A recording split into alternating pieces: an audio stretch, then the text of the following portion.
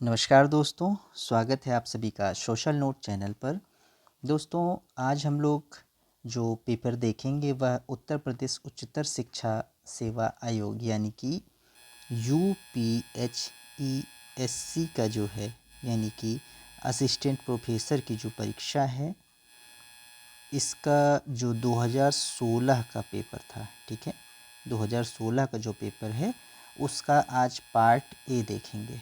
ठीक, यहाँ से लगभग 35 प्रश्नों को सॉल्व करेंगे और पार्ट बी में जो है हम लोग 35 प्रश्नों को और सॉल्व करेंगे। जैसा कि आपको पता है कि हायर में जो है कुल 100 प्रश्न पूछे जाते हैं, जिसमें से 70 प्रश्न जो है आपके सब्जेक्ट से और 30 प्रश्न आपका फर्स्ट पेपर से, जिसमें कि कई कैटेगरी से प्रश्न पूछे जाते हैं। इसमें आपका जीएस हो गया, रिसर्च मेथोडोलॉजी हो गया, आईसीटी के क्वेश्चंस हो गए, ठीक है, इस टाइप से रीजनिंग वगैरह हो गई, ये सारी चीज़ें इसमें पूछी जाती हैं। तो फिलहाल हम लोग राजनीति विज्ञान के 70 प्रश्नों का हल करने का प्रयास करेंगे और आज 35 प्रश्नों को देखा जाएगा।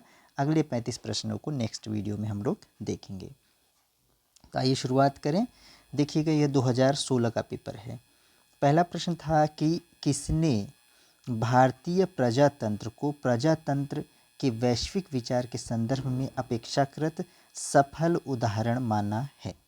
ऑप्शन में है आपके पास अतुल कोहली, गुरप्रीत महाजन, रजनी कोठारी या जेम्स मेंडर। तो दोस्तों बिल्कुल इसका सही उत्तर हो जाएगा अतुल कोहली, ठीक है, अतुल कोहली।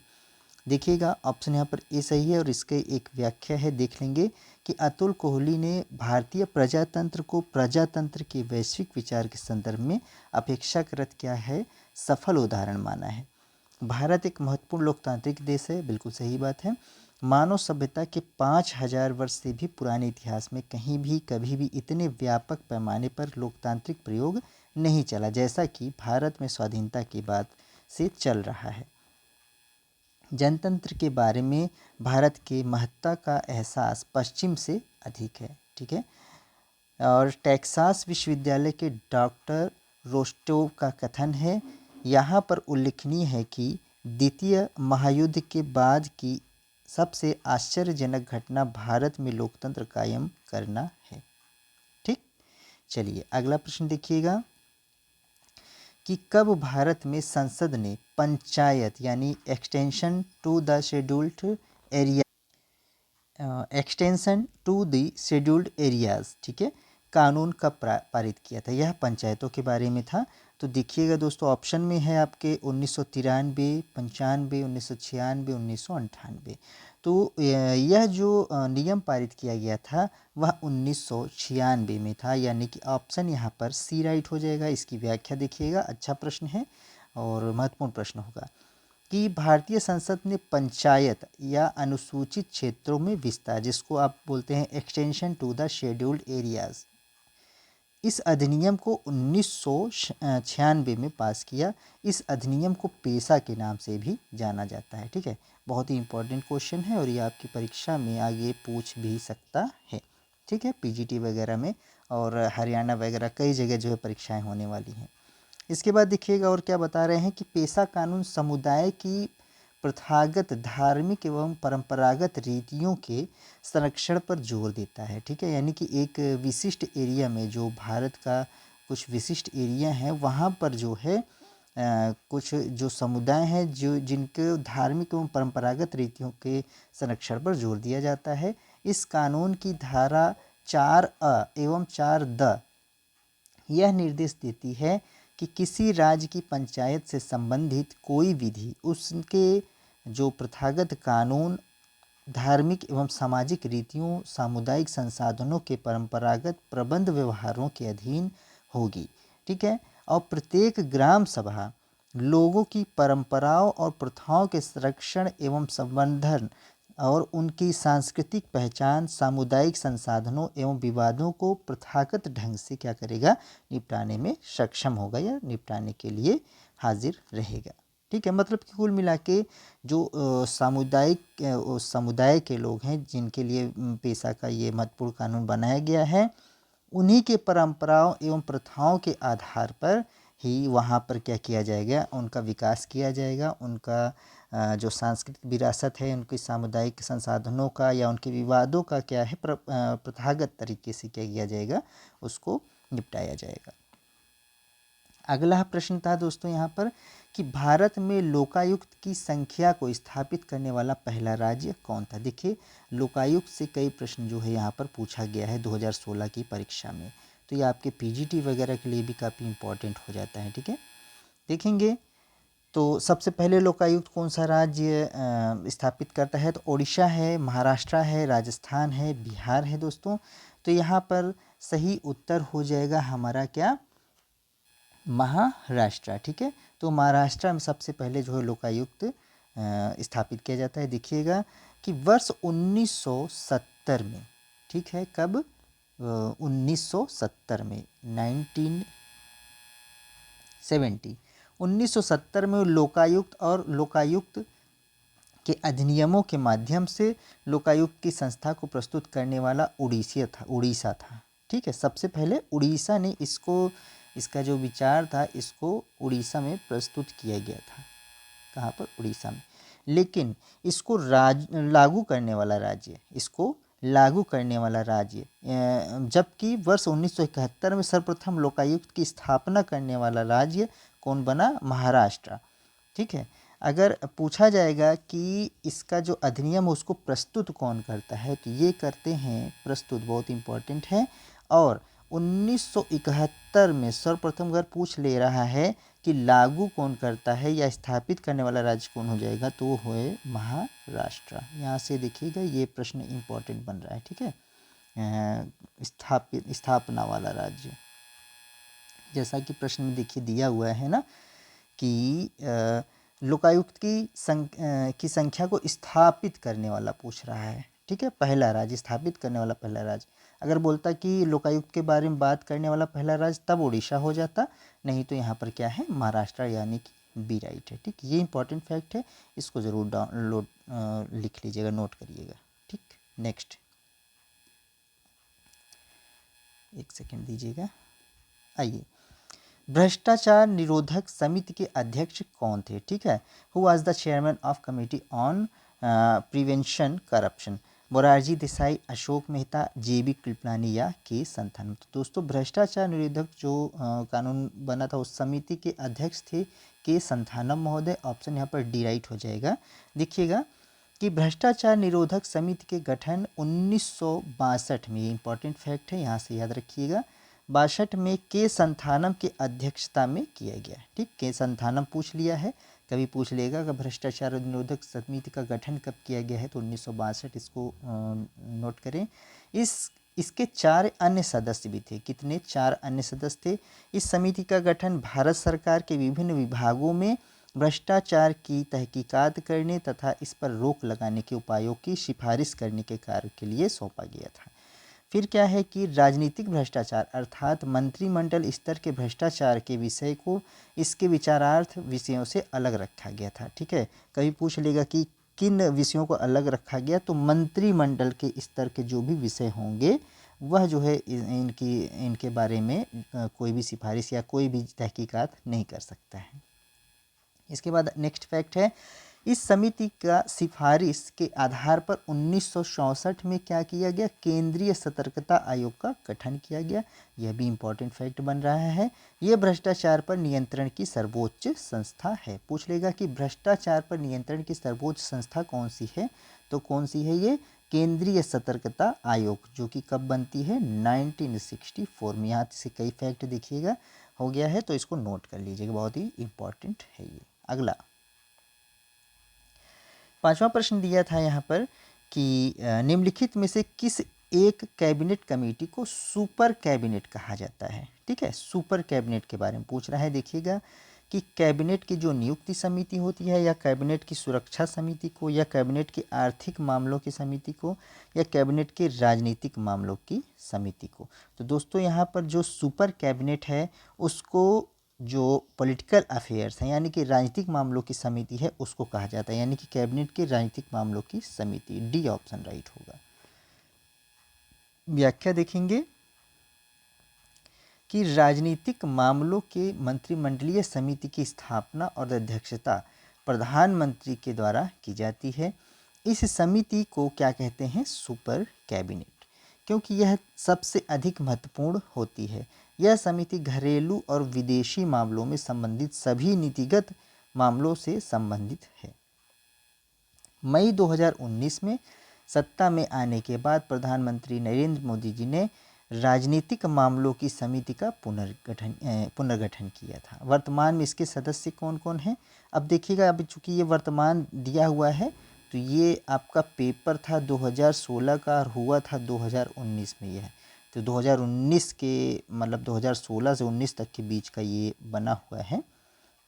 ये 2019 में हुआ था पेपर, तो मई 2019 में सत्ता में आने के बाद जो है उन्होंने जो भी समय फिर बदल किया था तब का ये डेटा है। तो आप यहाँ से ये डेटा जो है आप इसको क्या करेंगे? अपडेट कर देंगे, ठीक है ना।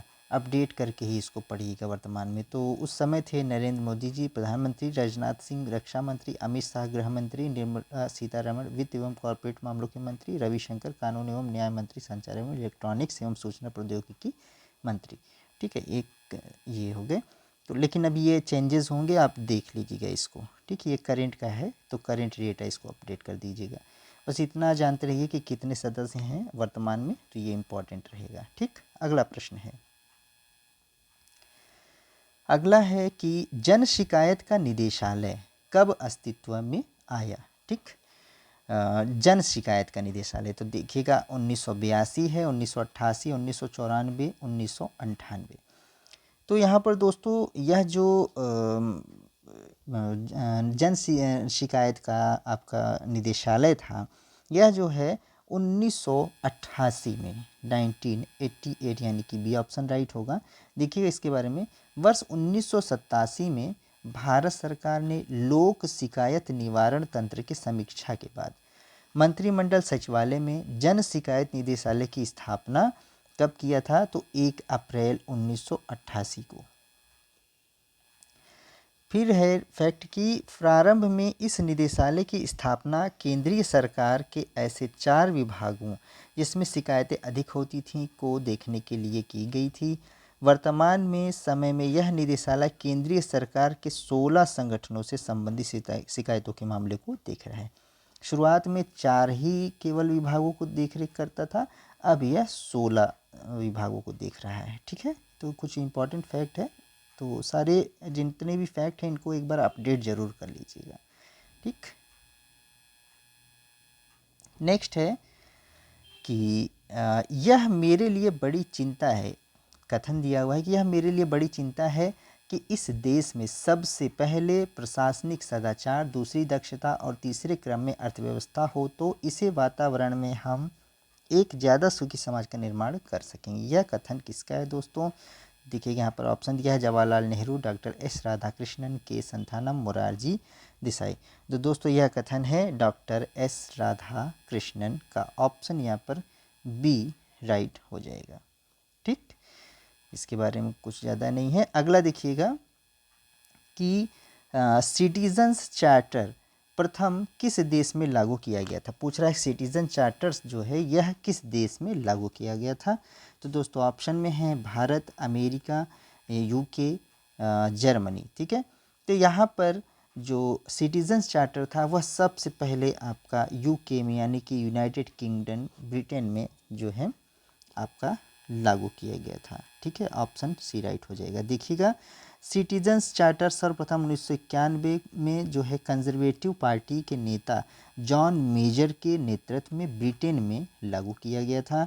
नागरिक अधिकार पत्र लोगों के लिए सरकारी सेवाओं की गुणवत्ता में और लगातार सुधार करने की कोशिश करता है ताकि उनकी ज़रूरतों और इच्छाओं को क्या किया जा सके?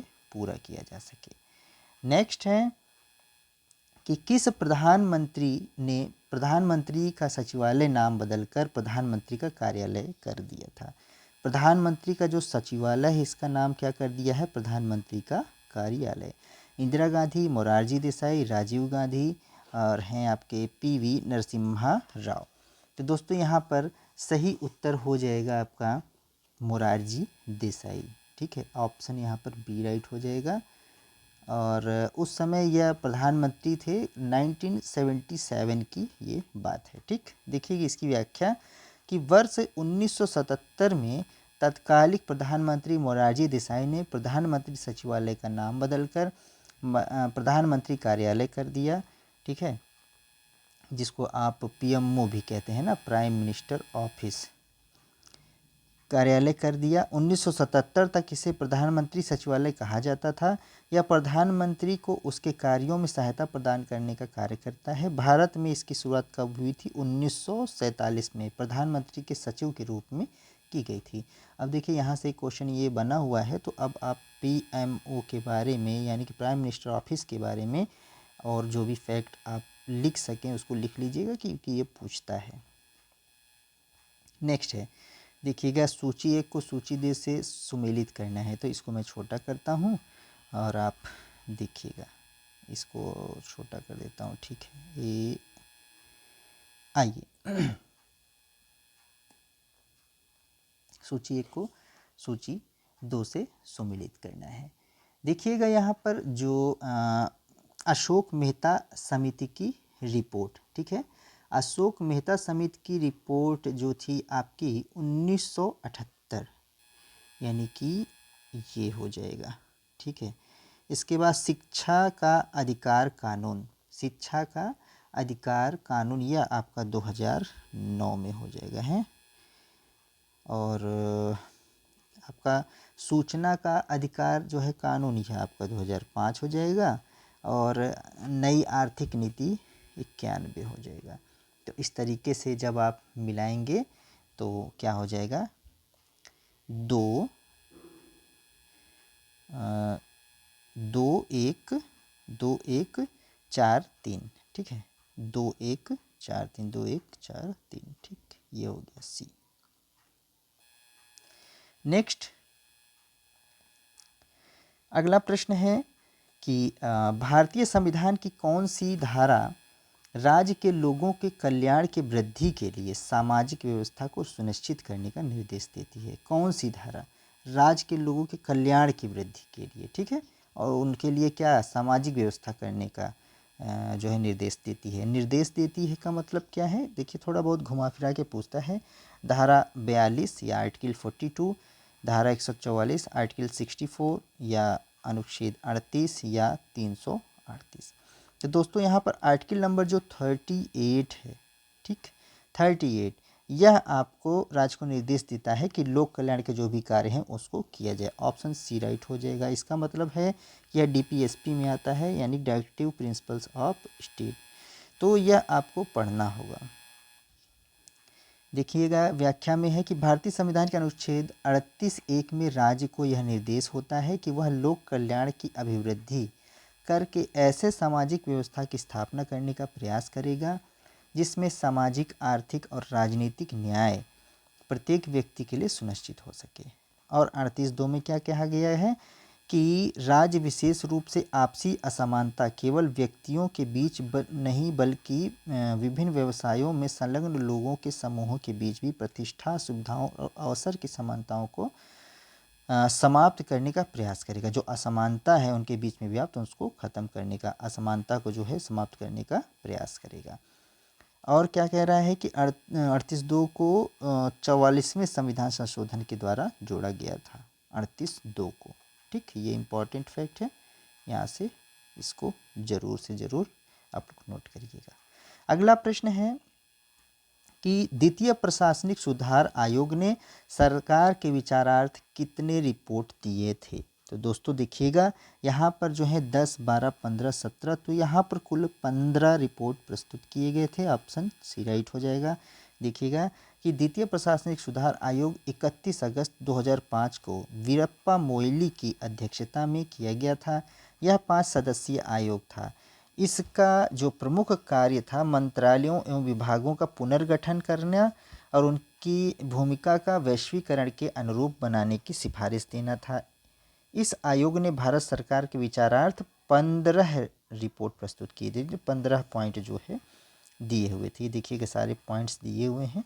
जैसे पहला रिपोर्ट में था कि सूचना अधिकार के लिए था, दूसरा रिपोर्ट था अनलॉकिंग ह्यूमन कैपिटल था, तीसरी रिपोर्ट में था संकट प्रबंधन का, चौथी रिपोर्ट में शासन में नैतिकता, पाँचवीं में सार्वजनिक व्यवस्था के बारे में बताया गया, छठवीं में स्थानीय शासन के लिए, सातवीं में संघर्ष के संकल्प के लिए क्षमता निर्माण, आठवीं में आतंकवाद से मुकाबला करने के लिए, नवीं में सोशल कैपिटल के लिए, 10वीं में कार्मिक प्रशासन के नवीनीकरण और उसको नई ऊंचाइयों तक पहुंचाने के लिए, 11वें में ई गवर्नेंस को बढ़ावा देना था, 12वें में सिटीजन सेंट्रिक एडमिनिस्ट्रेशन के लिए, 13वें में भारत सरकार के संगठनात्मक संरचना के लिए, 14th में था वित्तीय एवं प्रबंधन प्रणाली को मजबूत बनाने के लिए, 15वें में राज्य और जिला प्रशासन के लिए। अब इतना डीप जाने की आवश्यकता नहीं है, जो पूछना होगा अगर तो यहाँ से फैक्ट बन जाएगा। ठीक, एक बार मैंने बता दिया है तो आपको ध्यान में ये ऐसे ही रहेगा, कभी आ गया तो, बाकी इतना टफ नहीं पूछेगा,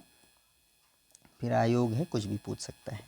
अगला देखिएगा, 2012 भारतीय प्रजातंत्र के इतिहास में परिभाषित करने वाले वर्ष के रूप में जाना जाएगा।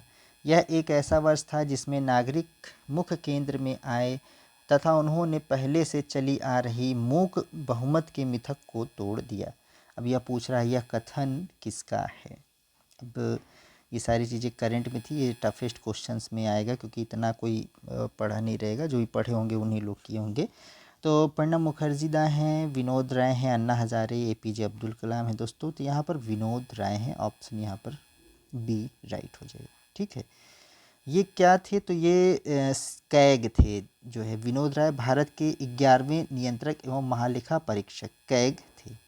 ठीक है, जिन्होंने इसको बारे में कहा था। उन्होंने क्या कहा था कि यूपीए सरकार द्वारा किए गए लाखों करोड़ रुपए के 2G स्पेक्ट्रम घोटाला एवं कोयला घोटाला की सनसनीखेज रिपोर्टों के कारण वे चर्चा में आए हुए थे।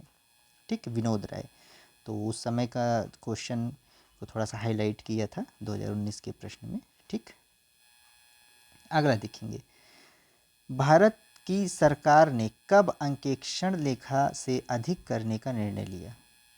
ठीक है, अंकेक्षण को लेखा से अलग करने का कब निर्णय लिया गया, तो 72 में, 1976 में, 78 में या 80 में दोस्तों। तो दोस्तों अंकेक्षण को जो है लेखा से 1976 में अलग किया गया। इसका जो व्याख्या है ज़रूर देखिएगा कि भारत सरकार ने अंकेक्षण को लेखा से वर्ष 1976 में अलग कर दिया था। भारत में अंकेक्षण एवं लेखा परीक्षण का कार्य भारत का नियंत्रक एवं महालेखा परीक्षक करता है। यह इंपॉर्टेंट पॉइंट है, यहाँ से नोट कर लीजिएगा।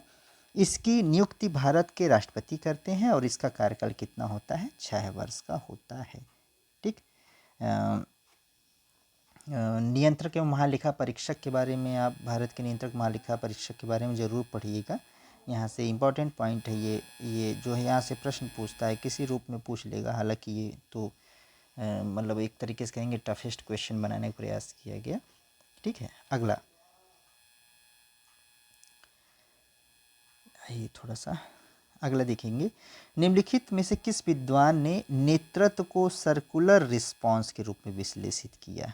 ठीक है, सर्कुलर रिस्पांस, तो टेलर महोदय हैं, मिलेट है, एमपी फॉलेट है या CI बर्नार्ड है दोस्तों। यहाँ पर एमपी फॉलेट महोदय।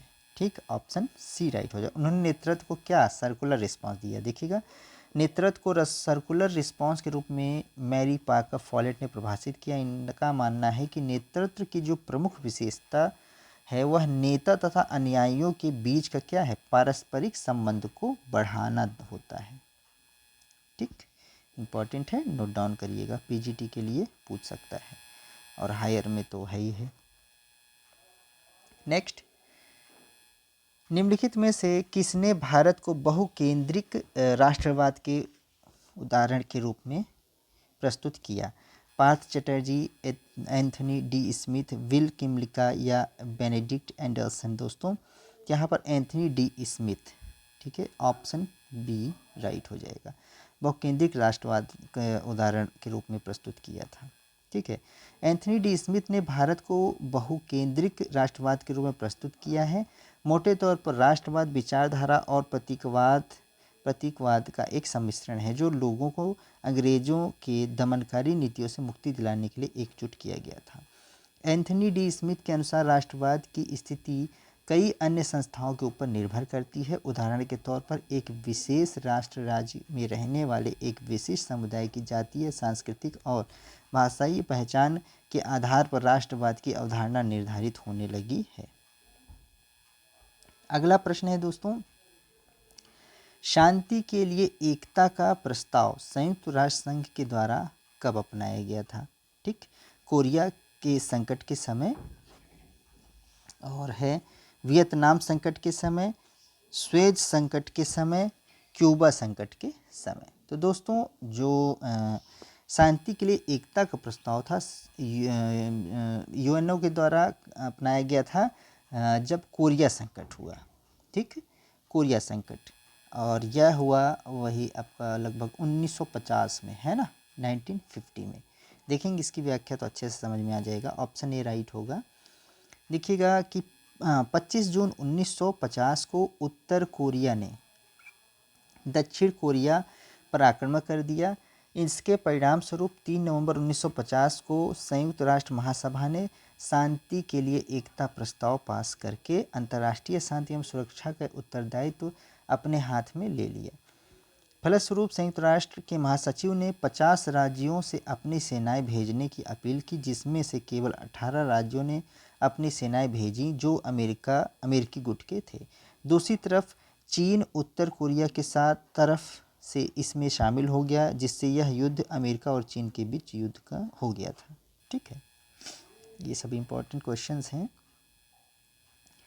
18वां प्रश्न देखिएगा कि संयुक्त राष्ट्र का नवीनतम सदस्य कौन है? तो सोमालिया और दक्षिण सूडान, कॉन्गो या कोसोवो। तो दोस्तों दक्षिणी सूडान जो साउथ सूडान है, यह जो है न्यूली एडेड हुआ था। इसको एक बार और आप लोग देख लीजिएगा। ठीक है, तो अभी जो भी नवीनतम आया होगा। तो संयुक्त राष्ट्र संघ की स्थापना कब हुई थी? तो 24 अक्टूबर 1950 को। इसकी स्थापना अधिवेशन में 50 सदस्यों ने संयुक्त राष्ट्र के चार्टर पर हस्ताक्षर किया था। वर्तमान समय संयुक्त राष्ट्र संघ में कुल 193 देश हैं। संयुक्त राष्ट्र के नवीनतम सदस्य देशों में दक्षिणी सूडान है। यह कब आया था? तो 14 जुलाई 2011 के दिन संयुक्त राष्ट्र ने दक्षिणी सूडान को 193 सदस्य के रूप में, राज्य के रूप में सदस्य स्वीकार किया था। अगला है दोस्तों कि आसियान 3 क्या है? What is ASEAN 3? तो मतलब किन किन राज्यों से बना है? तो भारत, अमेरिका, जापान, दक्षिण कोरिया, चीन, जापान, दक्षिण कोरिया, चीन, जापान, ऑस्ट्रेलिया। तो आसियान 3 है जो दोस्तों, यह आपका चीन, जापान और दक्षिण कोरिया से मिलकर बना हुआ है। ऑप्शन सी राइट हो जाएगा। व्याख्या देखिएगा, आसियान 3+3 1997 में शुरू किया गया एक परामर्श समूह है। कैसा है? परामर्श, जो चीन, जापान और दक्षिण कोरिया को आसियान तथा उसके 10 सदस्य देशों के साथ संपर्क में लाता है। किसको किसको? चीन, जापान और दक्षिण कोरिया को। इनको जब आसियान के संपर्क में लाया जाता है तो मध्यस्थता कौन करता है? आसियान 3। ठीक, ये एक संगठन बनाया गया है जो इनके रूप से प्रतिनिधित्व करके मतलब इनके बीच में सामंजस्य बैठाता है, आसियान के बीच में। 8 अगस्त 1967 को बैंकॉक के घोषणा पत्र पर संस्थापक राष्ट्रों द्वारा हस्ताक्षर करने के बाद आसियान की स्थापना हुई थी।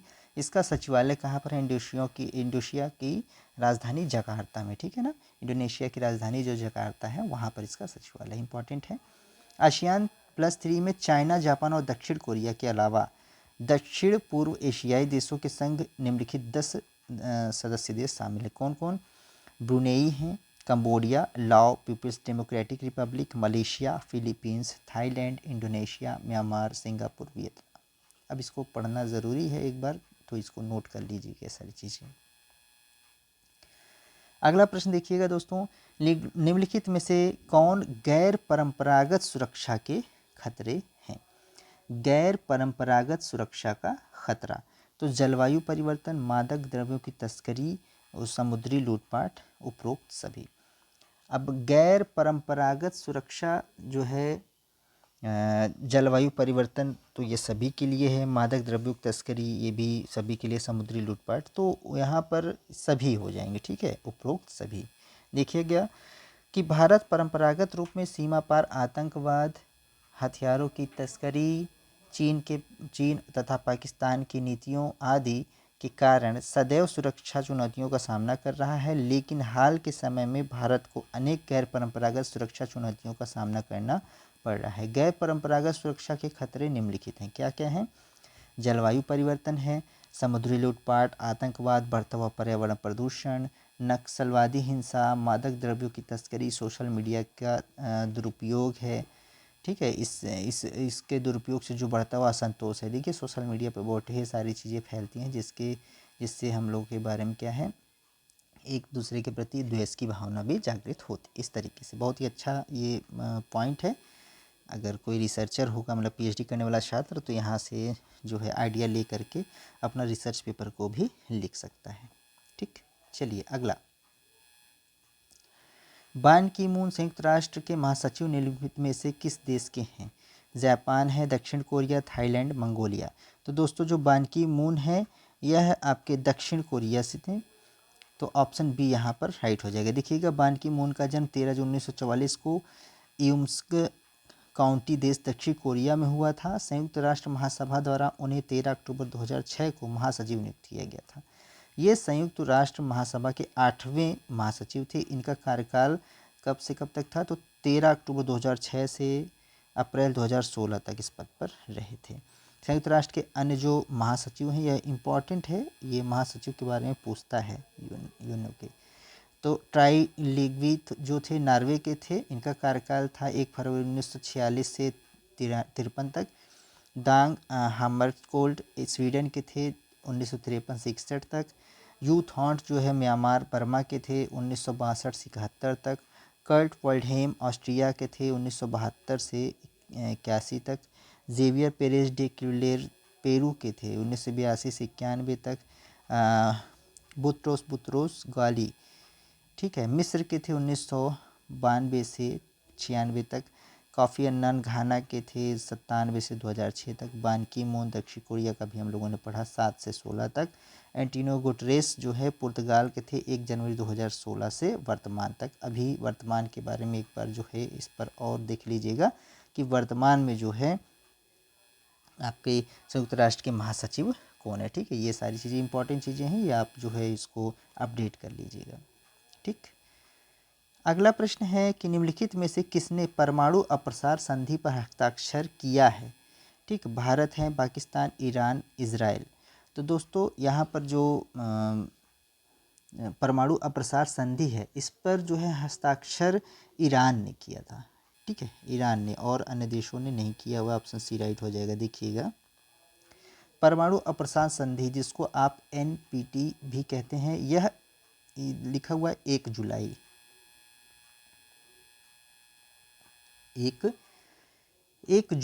1968 को वाशिंगटन, लंदन में, मॉस्को में हस्ताक्षर संपन्न हुआ। यह संधि 5 मार्च 1970 से प्रभावी हुई। ईरान ने इस संधि पर हस्ताक्षर किया है, जबकि भारत, पाकिस्तान, इजराइल ने इस संधि को भेदभावपूर्ण मानते हुए इस पर हस्ताक्षर करने को मना कर दिया था। अब इसके बारे में जो हिस्ट्री है वो आप पढ़ेंगे तो आपको पता चलेगा कि पहले से ही कुछ राष्ट्र जो है मतलब अपने आप को मजबूत बना लिए थे। इसके बाद जो है इस पर हस्ताक्षर करवाया जा रहा था कि परमाणु जो प्रसार है उसको रोका जा सके, मतलब परमाणु के जो भी शस्त्र वगैरह हैं, अस्त्र शस्त्र हैं, उनको ना बनाया जा सके। तो इसके लिए भारत, पाकिस्तान, इजराइल ने इस पर साइन नहीं किया था, क्योंकि कुछ लोगों ने बना लिया था, कई देशों ने बना करके उसको अपना यूज़ भी किया हुआ था, तो इस वजह से। ठीक है, तो ये पढ़िएगा तो इसमें यहाँ से क्वेश्चन बनता है। नेक्स्ट है, भारत के किस प्रधानमंत्री ने अफ्रीका फंड यानी कोप की स्थापना की? तो इंदिरा गांधी, राजीव गांधी, अटल बिहारी वाजपेयी, नरेंद्र मोदी। तो दोस्तों यहाँ पर राजीव गांधी थे जो प्राइम मिनिस्टर भी रहे हैं। तो अफ्रीका फंड की स्थापना भारत के प्रधानमंत्री राजीव गांधी के द्वारा 1986 में की गई थी, 1986 में की गई थी। इसकी स्थापना भारत एवं अफ्रीका के बीच व्यापार और व्यवसाय को प्रोत्साहित करने के लिए किया गया था। ये भी इम्पोर्टेंट पॉइंट है, पूछ सकता है। 24वां प्रश्न देखेंगे, निम्नलिखित में से कौन अंतर्राष्ट्रीय राजनीति में यथार्थवाद के विचार से संबंधित नहीं है? ठीक है, यानी कि रियलिस्ट नहीं है। ठीक है, रियलिस्ट नहीं है, रियलिस्ट स्कूल से नहीं है। अल्फ्रेड जीरमन, केनेथ बॉल्ज या हेनरी किसिंजर और हैंस मॉर्गेनथाउ। तो यहाँ पर केनेथ बॉल्ज, हेनरी किसिंजर या हैंस मॉर्गेनथाउ ये सभी जो है रियलिस्ट थ्योरी से जुड़े हुए हैं, लेकिन अल्फ्रेड जो जीरमन है, जीरमन नहीं है। ठीक, ये सभी तो है ही हैं। यथार्थवादी सिद्धांत आदर्शवादी सिद्धांत की प्रतिक्रिया में आया था। ठीक, बिल्कुल सही है। तो जो आदर्शवादी सिद्धांत था, जो वैल्यूज़ पर आधारित था, उसमें जो साइंटिफिक रियलिस्ट वाले जब आए तो वैल्यूज़ को नकारते हुए उन्होंने रियलिस्ट बातों को अपनाया था। इसमें हैंस मॉर्गेनथाउ को यथार्थवादी दृष्टिकोण का प्रमुख प्रवक्ता माना जाता है। ठीक है, ये पूछता है। मॉर्गेनथाउ के अनुसार अंतर्राष्ट्रीय राजनीति का मुख्य कुंजी क्या है? राष्ट्रीय हित है, जिसे केवल शक्ति के परिप्रेक्ष्य में देखा जा सकता है, जिसे केवल और केवल शक्ति के परिप्रेक्ष्य में देखा जा सकता है। अब यथार्थवादी दृष्टिकोण जो है इस बात पर जोर या बल देता है कि विदेश नीति संबंधी निर्णय राष्ट्रीय हित के आधार पर लिए जाने चाहिए, न कि नैतिक सिद्धांतों एवं भावनात्मक मान्यताओं। यह जो नैतिक सिद्धांत और भावनात्मक मान्यता है, यह जो है आपका आदर्शवादी मान्यता है। ठीक है, कैसा है? यह आदर्शवादी मान्यता है और यथार्थवाद इसके विरोध में आया था। मान्यताओं के आधार पर यथार्थवादी दृष्टिकोण के विकास में जॉर्ज कैनन और Reinhold Niebuhr, George Schwarzenberger, Kenneth पाल्जर, डॉक्टर हेनरी किसिंजर तथा मॉर्गेनथाउ जैसे विचारकों का प्रमुख योगदान रहा है। ठीक है बात। अगला देखिएगा, निम्नलिखित में से कौन सा युग्म सही नहीं है दोस्तों? तो युग्म देखना है, मिलाना है। देखिएगा, छोटा करता हूँ।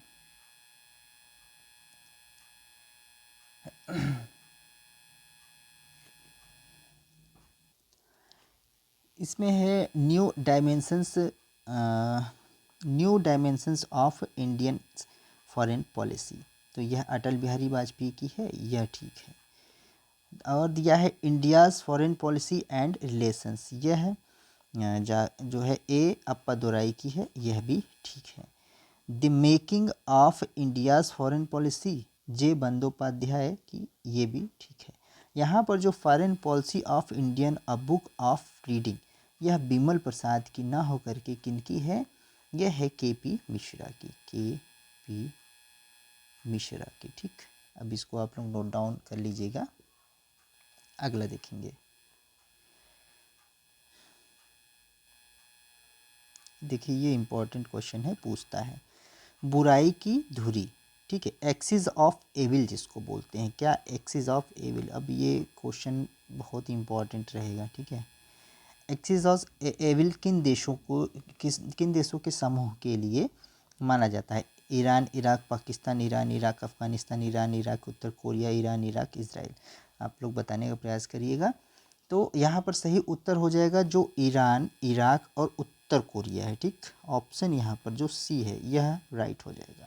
देखिएगा, 29 जनवरी 2002 को 9/11 का जो हमला था अमेरिका का, ठीक है, उसके 5 महीने से भी कम समय के बाद अमेरिकी राष्ट्रपति जॉर्ज बुश ने, जिनको बुश जूनियर कहा जाता है, ने सीनेट और प्रतिनिधि सभा के दोनों सदनों के संयुक्त बैठक को संबोधित करते हुए कहा कि ईरान, इराक, ईरान और उत्तर कोरिया को एक्सिस ऑफ एविल यानी कि बुराई की धुरी का नाम दिया जाता है या दिया था।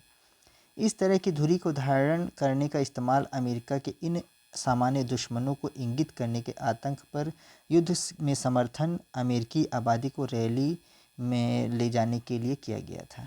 ठीक है, इसके जवाब में ईरान ने क्या कहा कि एक राजनीतिक गठबंधन बनाया जिससे उसने एक्सिस ऑफ रेजिस्टेंस कहा था, जिसमें ईरान, सीरिया और हिजाबुल्लाह शामिल थे।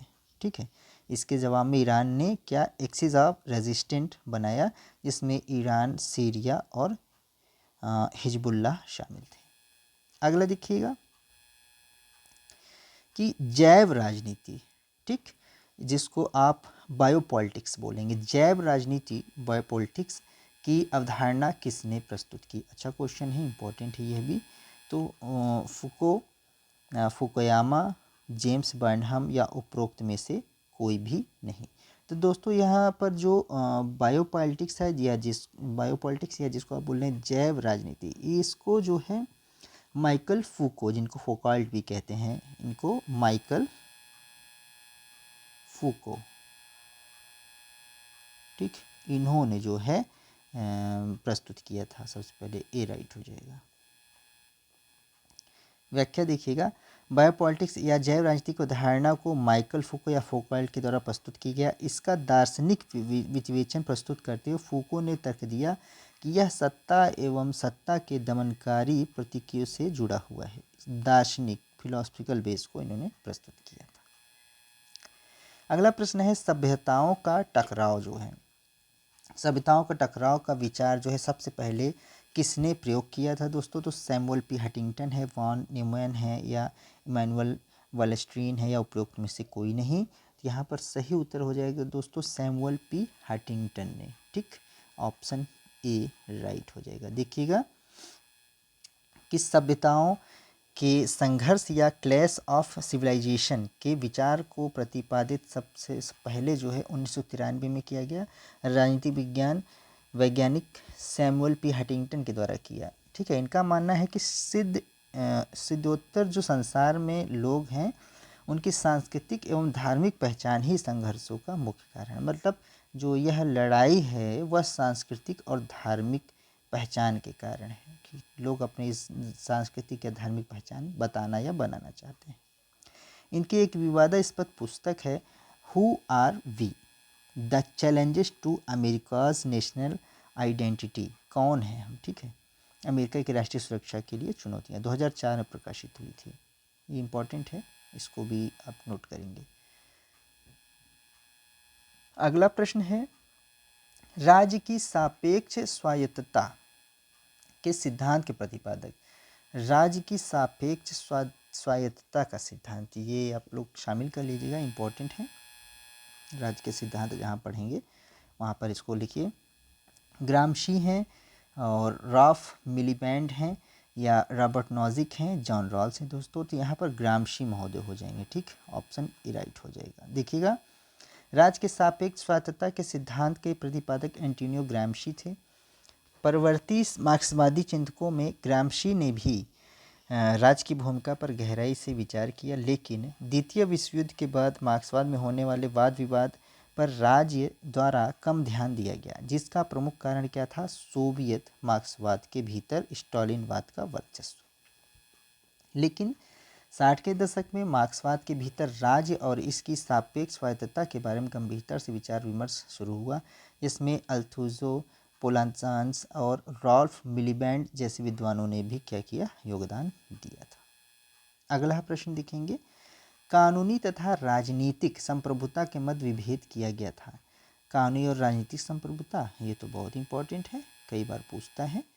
तो बोंदा द्वारा, ऑस्टिन द्वारा, एवी डाइसी द्वारा या लास्की द्वारा दोस्तों। तो यहाँ पर जो सही उत्तर हो जाएगा वह एवी डाइसी महोदय हो जाएंगे, ठीक है। कानूनी और राजनीतिक संप्रभुता के बीच क्या किया था? भेद किया था। देखिएगा कानूनी और राजनीतिक संप्रभुता के मध्य अंतर एवी डाइसी के द्वारा किया जाता है। क्या कहते हैं वह? कि कानूनी संप्रभुता वह है जिसके पास कानून निर्माण करने तथा उसे लागू करने की सर्वोच्च शक्ति हो। ब्रिटेन में सम्राट सहित संसद जो है वह कानूनी संप्रभु का सर्वश्रेष्ठ उदाहरण है। जबकि राजनीतिक संप्रभुता का आशय निर्वाचक मंडल से है, जिसकी इच्छा एवं समर्थन पर ही वैधानिक संप्रभु का अस्तित्व निर्भर करता है। डाइसी के अनुसार कानूनी संप्रभु के पीछे एक दूसरा संप्रभु विद्यमान है, जिसके सामने कानूनी संप्रभु को क्या करना होता है? झुकना पड़ता है। गिलक्राइस्ट क्या कहते हैं कि राजनीतिक संप्रभुता किसी राज्य में उन प्रभावों के समग्र योग है जो कानून के पीछे होते हैं। अगला देखिएगा, प्लेटो के दार्शनिक शिक्षा में निम्नलिखित में से कौन सा विषय सम्मिलित नहीं है? जो प्लेटो का दार्शनिक शिक्षा थी उसमें अंकगणित, बीजगणित, खगोल शास्त्र या संवाद शास्त्र। दोस्तों अंकगणित शामिल था, खगोल शास्त्र, संवाद शास्त्र ये सभी शामिल थे, बीजगणित यानी अलजेब्रा शामिल नहीं था, ठीक। प्लेटो द्वारा प्रस्तावित उच्च शिक्षा 2 भागों में विभाजित किया गया था, जिसमें 20 से 30 वर्ष और 30 से 35 वर्ष तक। इस शिक्षा के माध्यम विज्ञान और इसके पाठ्यक्रम के मुख्य विषय गणित और दर्शन है। इस शिक्षा का उद्देश्य क्या था? राज्य के संरक्षण शासक वर्ग जो था उनका क्या करना? निर्माण करना था। 20 से 30 वर्ष तक चलने वाली शिक्षा का मुख्य विषय क्या था? गणित, रेखा गणित, ज्योतिषी, संगीत या संगीत शास्त्र है। इस अवस्था में प्लेटो का मुख्य जोर गणितीय ज्ञान पर था। 10 वर्ष तक उच्च शिक्षा का प्रशिक्षण संपन्न होने पर पुनः एक परीक्षा के द्वारा ऐसे लोगों का चुनाव किया जाता है जो राज्य के पूर्ण संरक्षक बनने के योग्य होते हैं। ये लोग अगले 5 वर्ष तक यानी 35 वर्ष तक क्या करते हैं? दर्शन शास्त्र का अध्ययन करते हैं लास्ट में। ठीक, अगला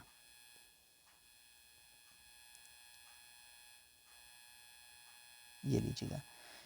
मैं उस वर्ग से आता हूँ जो प्रजातंत्र पर सभी प्रकार एवं आकार के एकाधिकारवाद को समाप्ति के पक्षधर है। अंबेडकर ने निम्न में से किस अवसर पर यह वक्तव्य दिया था? तो गोलमेज सम्मेलन, महार सम्मेलन, नेहरू मंत्रिमंडल से त्यागपत्र के बाद या बुद्ध धर्म में परिवर्तन होने के बाद। दोस्तों, तो यह जो गोलमेज सम्मेलन हुए थे, एकमात्र व्यक्ति भारत के जो तीनों गोलमेज सम्मेलनों में भाग लेते हैं, 3 गोलमेज होते हैं, तो वह अंबेडकर महोदय थे। तो इन्होंने गोलमेज सम्मेलन के दौरान कहा था कि मैं उस वर्ग से आता हूँ जो प्रजातंत्र पर सभी प्रकार एवं आकार के एकाधिकारवाद को समाप्ति के पक्षधर है। ठीक, अगला देखिए, लिखा भी है डॉक्टर अंबेडकर ने तीनों गोलमेज सम्मेलन में भाग लिया।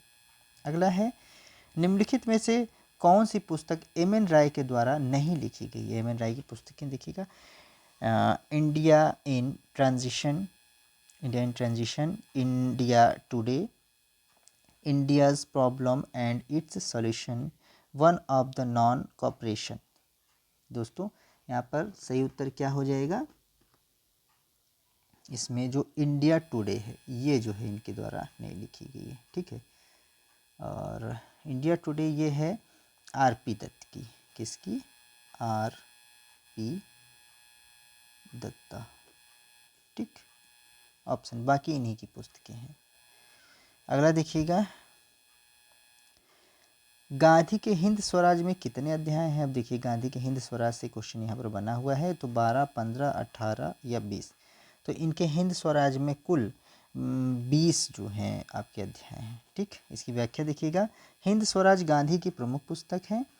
इसकी मूल रचना गांधी जी ने 1909 में गुजराती में किया था। ठीक है, अब ये क्वेश्चन ही पूछता है कि जो हिंद स्वराज है वह किस भाषा में थी, तो वह गुजराती में थी। ये भी एक क्वेश्चन है। यहाँ लगभग 30,000 शब्दों की लघु पुस्तिका, इसमें 20 अध्याय हैं या चैप्टर्स हैं। इस पुस्तक की रचना गांधी जी ने अपनी इंग्लैंड से दक्षिण अफ्रीका की यात्रा जो पानी के जहाज़ से करते हैं पर जाते समय करते हैं। हिंद स्वराज का हिंदी और संस्कृत सहित कई भाषाओं में अनुवाद उपलब्ध है। इसका संस्कृत भाषा में अनुवाद डॉक्टर प्रवीण पांडेय ने किए। अगला प्रश्न है और आज का आखिरी प्रश्न होगा, जो राजाओं का अनादर करते हैं उन पर दैवीय सजा होती है, यह कथन किसका है? जो राजाओं का अनादर करते हैं उन पर दैवीय सजा होती है, तो अरस्तु, मैकियावेली, हीगल हैं या कौटिल्य हैं। दोस्तों, तो यहाँ पर सही उत्तर हो जाएगा कौटिल्य महोदय, ऑप्शन डी राइट हो जाएगा। देखिएगा इसकी व्याख्या, जो राजाओं का अनादर करते हैं उन पर दैवीय सजा होती है, कथन आचार्य कौटिल्य का है। कौटिल्य ने राज्य को अपने आप में साध्य मानते हुए सामाजिक जीवन में उसे सर्वोच्च स्थान दिया। धर्म और नैतिकता के प्रति उनका दृष्टिकोण रूढ़िवाद पर परे है। और क्या कहते हैं, कौटिल्य ने राजा को सर्वोच्च शक्ति देने के साथ ही उसे धर्म के अधीन कर दिया था। इनका मानना है कि राजा प्रजा की भलाई के लिए हमेशा तत्पर रहता है, अतः प्रजा को अपने राजा के अनादर नहीं करना चाहिए। यदि प्रजा अपने राजा का अनादर करेगी तब वह दैवीय दंड का पात्र होगा। ठीक, फिर है कि कौटिल्य की प्रमुख रचना जो है क्या थी? अर्थशास्त्र थी, यह पूछता है। और जिसका मूल विषय किससे संबंधित है? पॉलिटिक्स से। यह भी पूछता है कि अर्थशास्त्र का मूल विषय क्या है? तो पॉलिटिक्स है, यानी कि राजनीति शास्त्र है, राज्यशास्त्र या राजनीति शास्त्र। ये इंपॉर्टेंट है, पूछता है। कौटिल्य को भारत का मैकियावेली भी कहा जाता है, यह भी पूछता है कि भारत का मैकियावेली इसमें से किसको बोलते हैं? तो वह कौटिल्य महोदय होते हैं। ठीक दोस्तों, तो यह 35 प्रश्नों को आज हम लोगों ने हल किया है। यह आपका जो उच्चतर माध्यमिक UPSC का जो परीक्षा थी असिस्टेंट प्रोफेसर की, उसका 2016 का पेपर है और यह परीक्षा आपकी 2019 में संपन्न हुई थी, जनवरी 2019 में संपन्न हुई थी। तो पार्ट ए 35 प्रश्न हमने देखा है, पार्ट बी फिर जो है आपके सामने आएगा, तो आप उसको भी अध्ययन करिएगा और इसको अच्छे से पढ़िएगा। यहाँ से कई प्रश्न आगे अन्य परीक्षाओं में बनने की संभावना रहेगी। चलिए मिलते हैं फिर अगली वीडियो में। आज सभी को इस वीडियो से जुड़ने के लिए बहुत बहुत धन्यवाद। जय हिंद।